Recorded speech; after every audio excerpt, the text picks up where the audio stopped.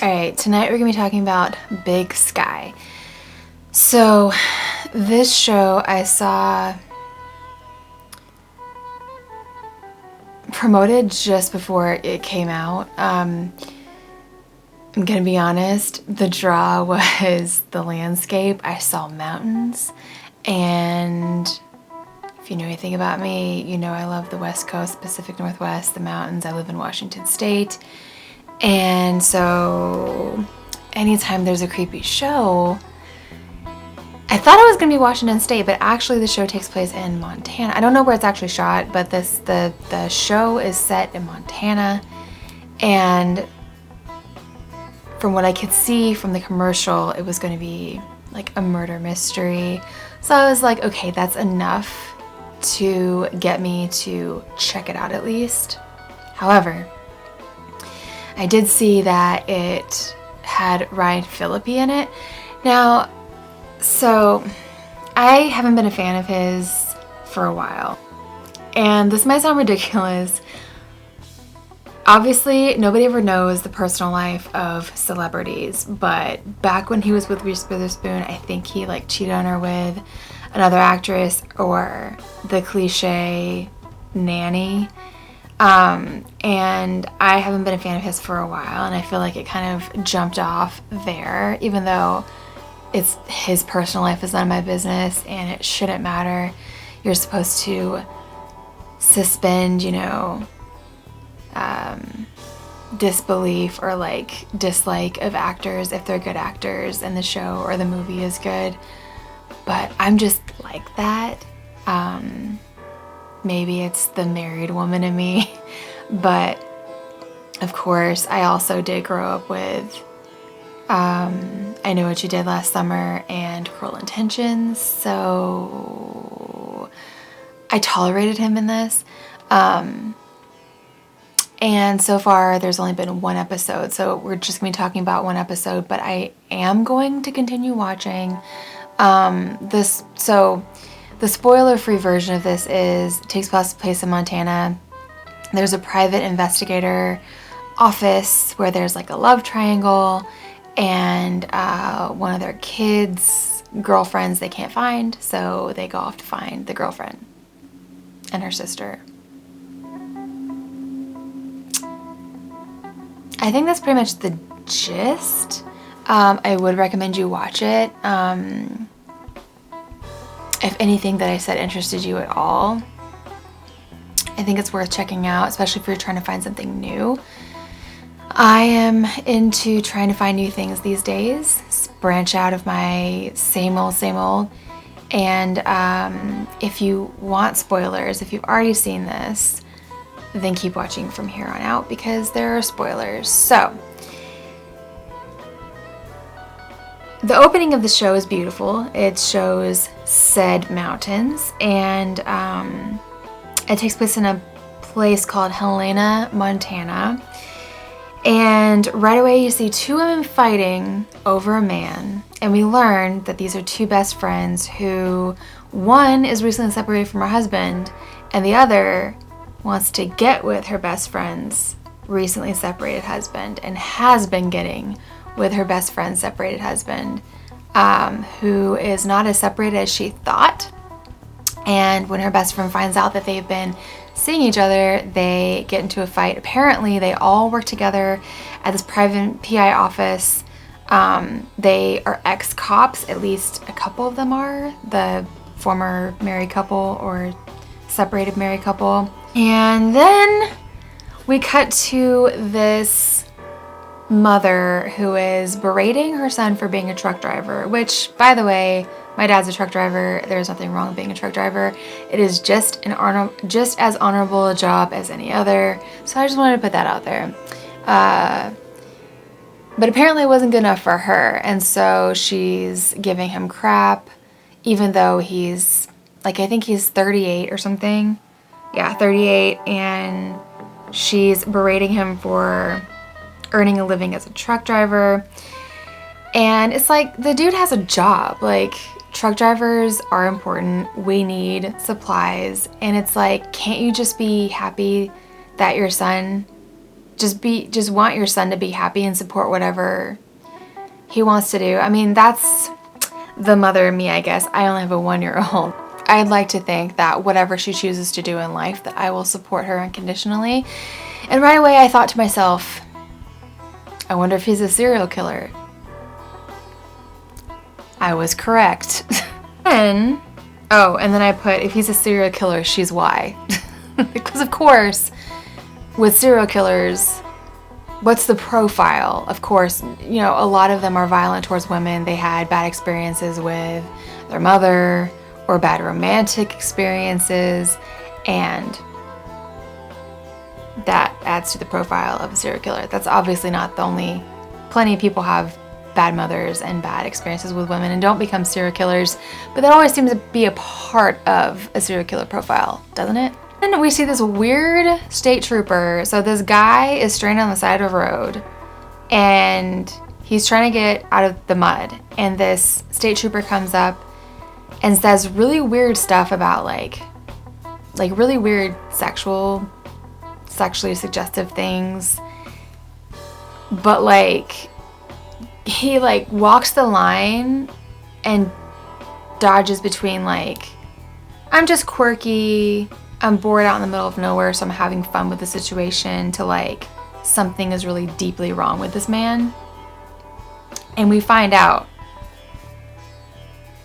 there's something deeply wrong with this man.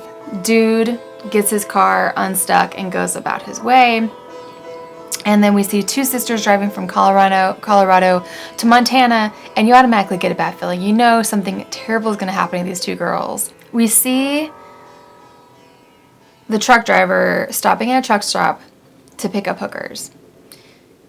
He acts as though he's inexperienced, or like it's his, you know, he's this caring guy who just like wants to talk. But then when he gets one of the women in his truck, he tases her, wraps her in plastic, and puts her in the back of his truck. And then I put here, going to run into the two girls? Question mark, because it's so predictable that he will, and he does. So cut back to the two fighting best friends. They get into a fight in a bar, beat the crap out of each other over this man, and then we cut to the two sisters almost getting hit by the trucker, and it makes the older sister who's driving the car mad. And then she decides to mess with him, play a little game of chicken or whatever, and gets in front of him, going up a hill, which emasculates him because his semi can only go so fast going up a hill. And the younger sister is really scared because she's like, that guy's gonna catch up to us. And the older sister says, but no, here's our exit, going into a national park. And then when he gets up the hill, he loses track of them, but then guesses correctly that they get off on this exit to go to the national park. Or they're driving through, it's a detour apparently because of traffic or an accident or something. So, of course, because this has to happen, the sister's car starts having car trouble. Car stops working. Older sister says, surely somebody will come along. They don't have cell reception. Someone pulls up behind them, and the older sister is very excited, very happy because, oh my gosh, these people can help us. Younger sister says, it's that truck driver that you pissed off. So we cut back to the weird cop guy who is married to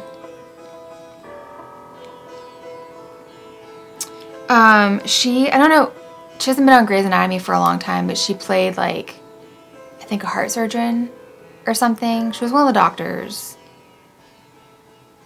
Anyway, she is the weird state trooper's wife.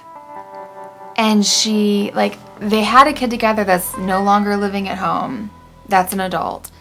And she wants more attention from him. And he does this weird thing where he calls her mother instead of by her name, or calling her wife or something. And she's like, I'm not your mother. So clearly we see he also has mother issues. And she's like, this relationship isn't working for me. Like, I'd like to have a relationship and you won't touch me. And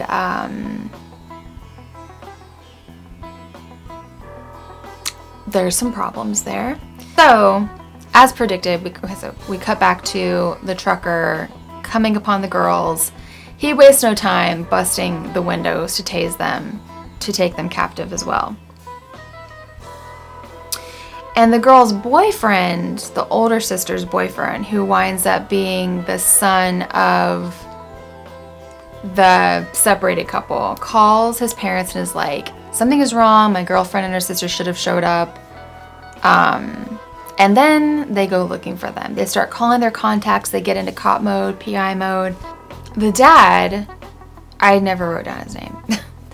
The dad contacts the weird trooper, and the state trooper lets slip to him, or I don't know if he lets it slip, but he says to the dad that girls go missing around here often. When the girls are in the back of the semi, they see the prostitute and they think that she's dead, but she comes to. But the truck driver hears them all back there banging around trying to get out, and he gets out of the truck and goes in the back, and there's a struggle and the girls try to break free, but he eventually is able to subdue them all again. Then when they wake up next, they're inside of a storage container somewhere. So before I watched the episode, I did see some interviews where they were talking about this big surprise ending. I didn't look it up, I let myself be surprised. So the surprise is that Ryan Phillippe's character, you think obviously like he's a somewhat notable actor, so you would assume, and he's presented as part of the main cast. But as he's getting in the car with the trooper to go look for his son's girlfriend, the trooper appears to shoot him in the face. And so that's the end. And you're just like I was genuinely shocked. Like Danny was working at his computer and I like audibly gasped or like made some kind of exclamation. And that was genuinely shocking. So I wonder if he's really dead. Like some people can get shot in the head and survive. So like I wonder if they're going to find him. He's like barely clinging to life. Or, you know, if he was just meant to further everybody else's characters. I don't know. But the guy who plays the state trooper is always playing weird characters. I feel like he's been on American Horror Story and portrayed a lot of their villains. I feel like I haven't seen this movie in a long time. This was back when I was like a teenager, late teens, early 20s. Halle Berry did a movie called Gothica, and I think he played a bad cop in that movie. So that is it for episode 1. And if you want to see me review the rest of the series, then come back and before you leave, like, comment, and let me know if you're watching the show and what you think. Subscribe and turn on notifications for future videos. And I'll see you in my next video.